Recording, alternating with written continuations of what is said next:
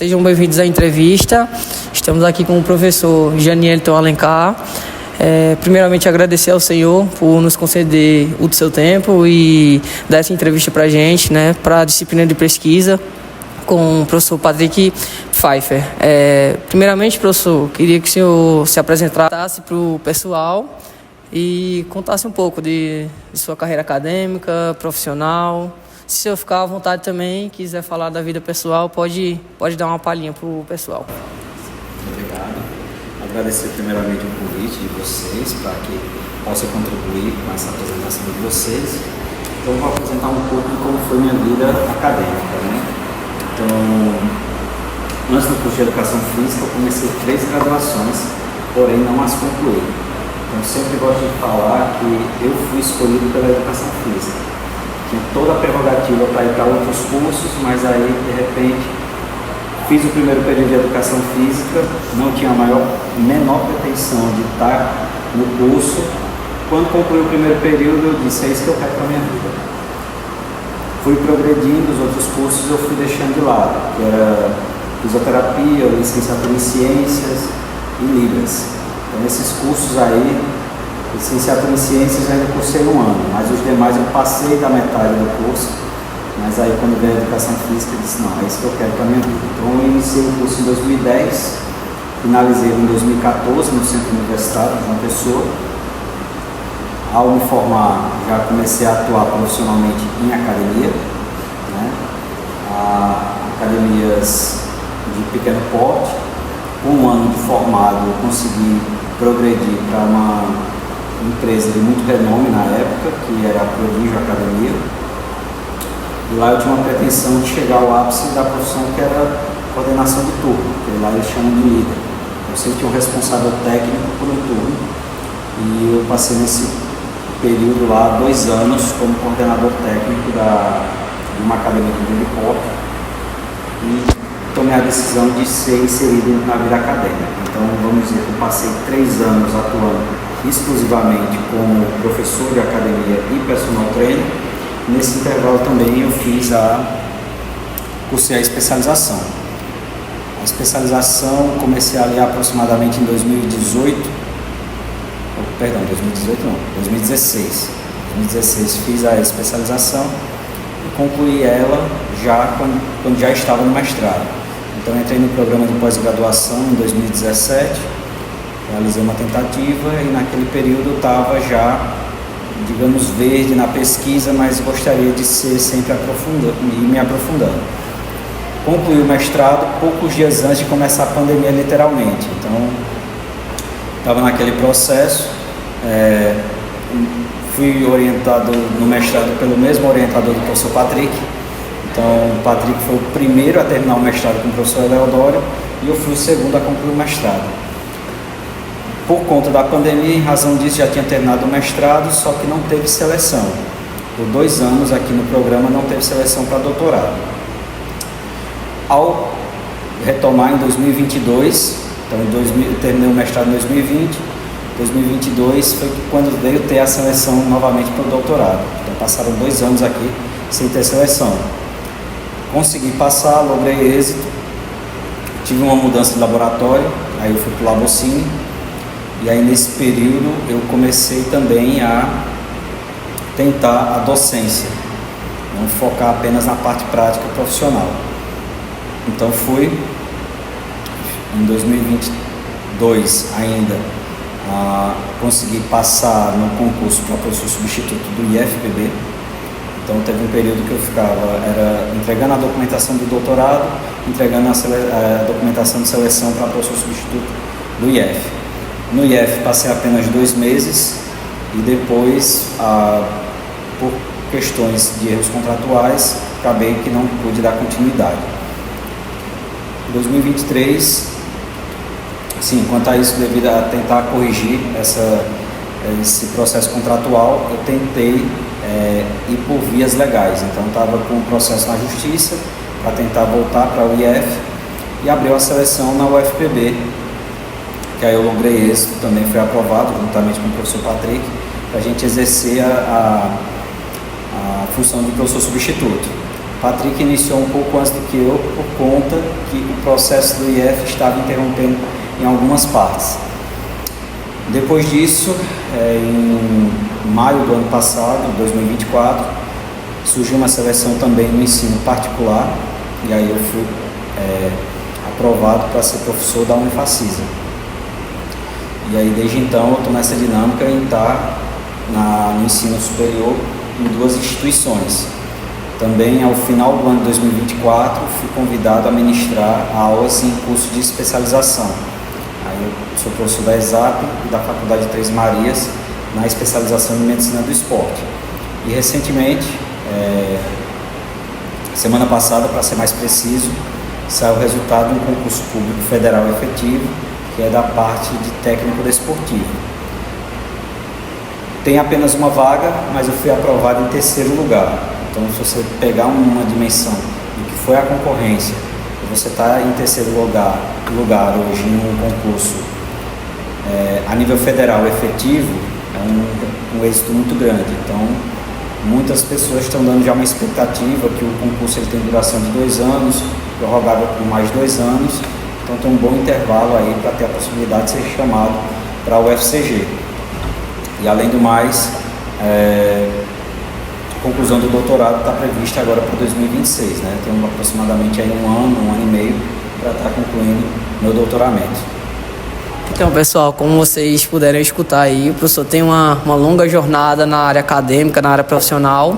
E agora eu gostaria que o senhor falasse um pouco do foco da sua pesquisa aqui no doutorado, do que se trata, explicar um pouco para a galera como é a sua pesquisa aqui no doutorado da UFPB. Pronto, então o que acontece? O meu doutoramento, o tema que eu abordo é a restrição de fluxo sanguíneo. E a restrição de fluxo sanguíneo ela foi desenvolvida na década de 60 e está sendo muito aplicada desde que surgiu ela por conta de pessoas em condições clínicas que são beneficiadas pelo treinamento de força ou a necessidade de hipertrofiar, porém o treinamento tradicional, ou seja, aquela carga externa, ela tem uma dificuldade para ter uma apreciação do treinamento. Então acaba que gera algumas dificuldades e possibilita. Minha pesquisa ela está voltada para padronização metodológica. Então hoje não existe um padrão metodológico da aplicação da técnica. Então tem pessoas que utilizam uma carga pressórica exacerbada, não tem uma seleção de carga tão específica. Por exemplo, hoje o Colégio Americano de Medicina do Esporte ele diz: Igor, você quer hipertrofiar, a gente faz um teste, um RM, ou faz uma equação preditiva e você determina o seu 1RM e você calcula com base nesse 1RM o percentual de carga que você vai adequar ao seu treino. Já para a restrição de fluxo sanguíneo não existe isso. E você trabalha com 2 parâmetros de prescrição. Um, que é a carga mecânica, ou seja, você trabalha com cargas aproximadamente 30% para hipertrofia, ao contrário do treinamento tradicional, que é acima de 65% de 1RM. E para compensar a intensidade, você aplica a carga pressórica. E a carga pressórica existem oscilações exacerbadas. Então tem estudos que utilizam em idosos uma carga pressórica de 270 mm de Hg, que é uma carga pressórica extremamente exacerbada. Você tem uma insonação da artéria em aproximadamente 180 mm de Hg. Aí o pessoal relativiza isso de uma forma exacerbada e aí você não sabe, inclusive, as questões que podem ser desencadeadas no processo circulatório. Quando você se depara com essas situações, você diz: não, preciso também ter um parâmetro de prescrição. Hoje a gente já está começando a trabalhar com valores relativos. E a minha pesquisa é trabalhar se um indivíduo condicionado para a força, ele precisa de um valor relativo superior a uma pessoa não condicionada para a força. E as adaptações morfofuncionais, se ele vai ter uma adaptação para a força e hipertrofia, e também a adaptação hemodinâmica, se aquela artéria ela apresenta uma maior resistência. E aí com isso eu consigo prescrever a técnica em condições ideais. Pessoal, realmente um tema um pouco mais complicado e em foco nisso eu queria que o senhor explicasse um pouco qual seria o impacto ou como o senhor enxerga o impacto da sua pesquisa no âmbito acadêmico ou no âmbito da sociedade. Bem, a técnica de restrição de fluxo sanguíneo para a sociedade, ela teve um boom em academias, que de vez em quando vocês se deparavam com pessoas trabalhando com os membros restritos, porém, ela precisa de algumas cautelas na prescrição. Então, a ausência de controle dificultava bastante a prescrição. Você adequando protocolos para que possam ser levados para a sociedade, esse processo ele facilita bastante. Então, o processo social é trazer protocolos que possibilitem ser aplicados de uma maneira mais generalizada.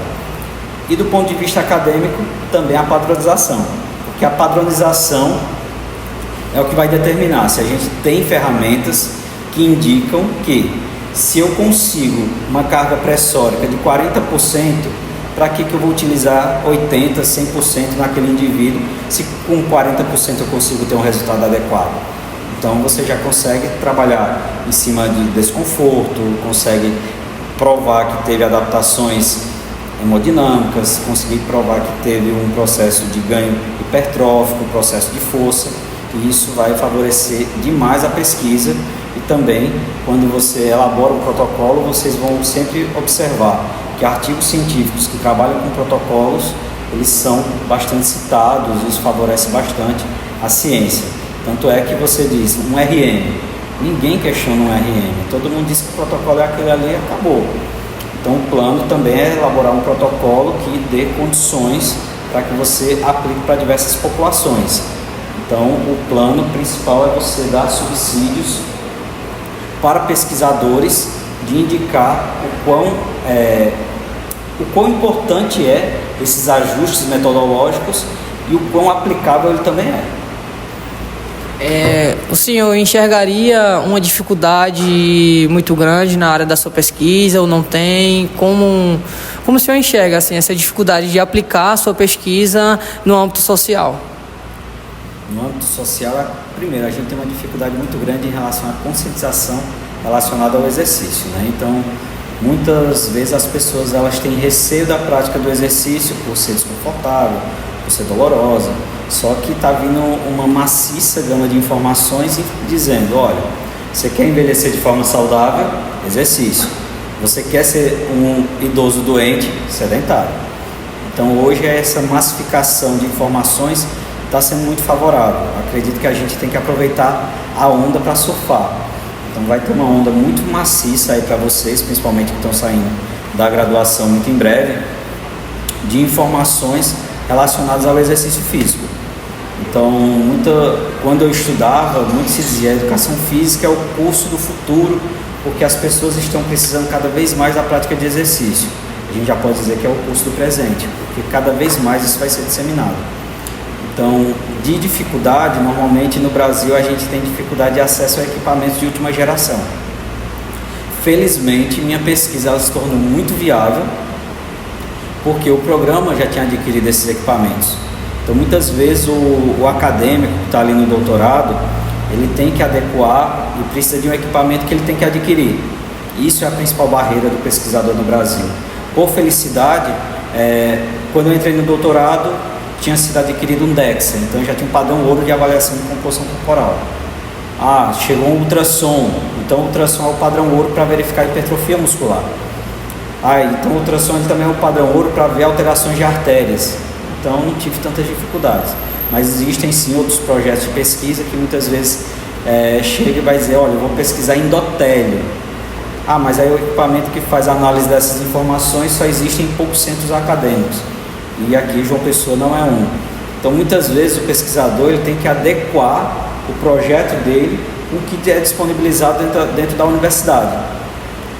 E outro fator que é muito determinante na hora da pesquisa é o acesso à população para a coleta de dados. Então a população, hoje eu estou pesquisando uma população relativamente simples, que são adultos jovens condicionados para a força ou não condicionados para a força. Então, para ele ser considerado condicionado, ele tem que fazer o teste 1RM de agachamento com 120% do peso corporal dele ou mais. Não fez com 120%, ele é categorizado como não condicionado. Então, ótimo, tranquilo. Mas minha pesquisa do mestrado foi com pessoas vivendo com HIV e AIDS. Então o acesso a essa população era extremamente complicado.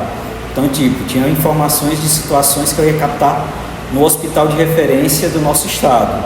E dizia, olha, se você reconhecer alguém, não fale sob hipótese alguma. Deixa a pessoa vir falar contigo.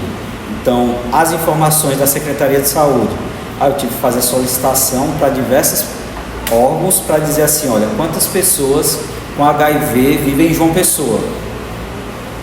Essa informação não é divulgada. Então, às vezes, a seleção da população é um fator que dificulta muito a pesquisa. Só que é claro, a experiência, você com uma boa leitura, identificando as lacunas do conhecimento, aí você diz, olha, por essa vertente aqui eu não vou ter tantas dificuldades. Então o amadurecimento também favorece bastante a pesquisa. Para finalizar, professor, eu gostaria que o senhor falasse, no seu ponto de vista, a importância da pesquisa em geral e como a pesquisa mudou a sua vida acadêmica e profissional. Bem, pesquisa para mim é da seguinte forma. Você primeiro, durante a graduação principalmente, vocês têm o suporte do professor, vocês têm o suporte de um orientador quando chegam ao final do TCC. Quando chega a determinado ponto da sua vida, você tem que ser autônomo para adquirir o conhecimento e furar a bolha. Então, sempre quando você diz assim, eu vou pesquisar algo, você vai buscar algo novo. E aí você imagina o destaque que você pode ter quando você buscar algo novo. Então, sempre aquele rompimento de barreiras é proveniente da pesquisa.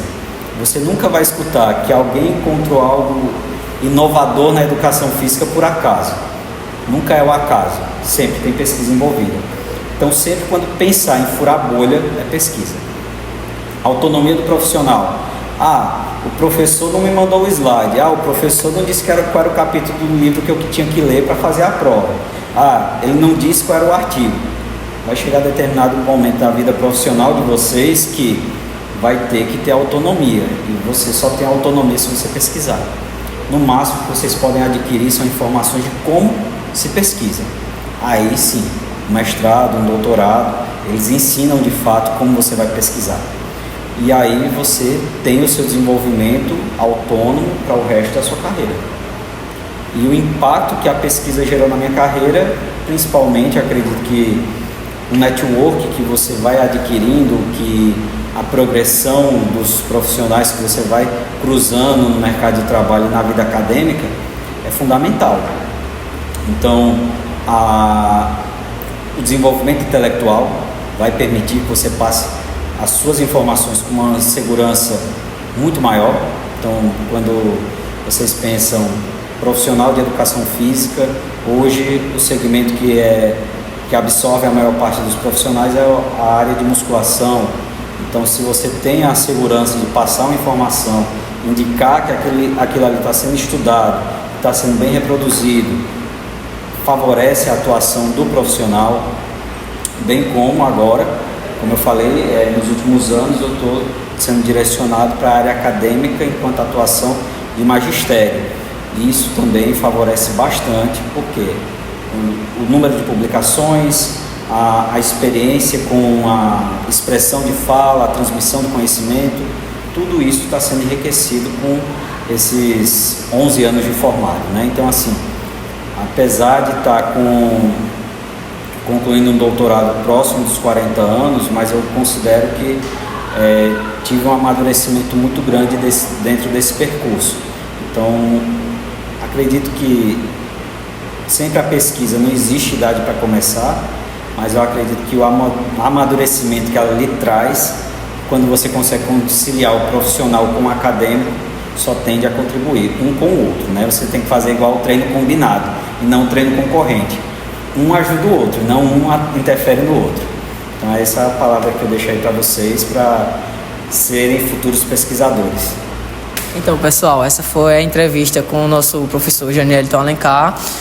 Agradecer mais uma vez, professor, pelo tempo e também parabenizar o senhor pela colocação, terceira colocação, mesmo assim, como o senhor já mencionou. É uma conquista muito grande, não é fácil, não é qualquer um que consegue, né? Então, é isso, professor. Muito parabéns, muito obrigado.